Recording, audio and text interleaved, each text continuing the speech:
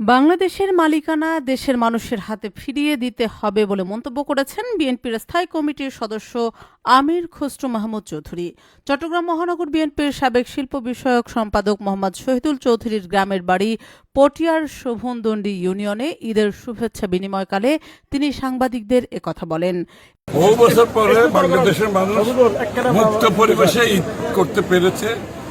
যে ঈদ উৎসবের দিন আমরা সারা জীবন উৎসবের মতো ঈদ পালন করেছি, বহু বছর বাংলাদেশের মানুষ করতে পারে নাই, এইবার তারা করেছে। তারা উৎসব মুখের পরিবেশে ঈদ করেছে।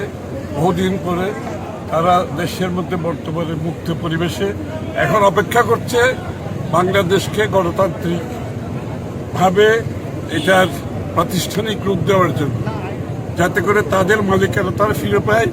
তাদের ভোটের মাধ্যমে নির্বাচিত সংসদ সরকার হবে যারা জনগণের কাছে দায়বদ্ধ থাকবে।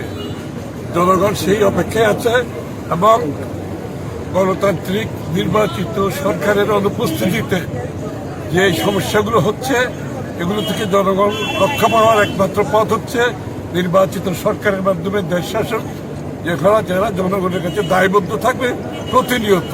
এদিন চট্টগ্রাম সিটি কর্পোরেশনের মেয়র ডাক্তার শাহাদাত হোসেন, দক্ষিণ জেলা বিএনপির সাবেক সিনিয়র যুগ্ম আহ্বায়ক এনামুল হক এনাম, দক্ষিণ জেলা বিএনপির নেতা বদরুল খায়ের চৌধুরী, মাস্টার জসিম, উপজেলা বিএনপি নেতা সাইফুদ্দিন আহমেদ ও মুজিবুর রহমান সহ বিএনপি ও অঙ্গ সংগঠনের নেতাকর্মী ছাড়াও বিভিন্ন ব্যবসায়ী ও সামাজিক সংগঠনের নেতৃবৃন্দ তার বাড়িতে ঈদ শুভেচ্ছা বিনিময় করেন।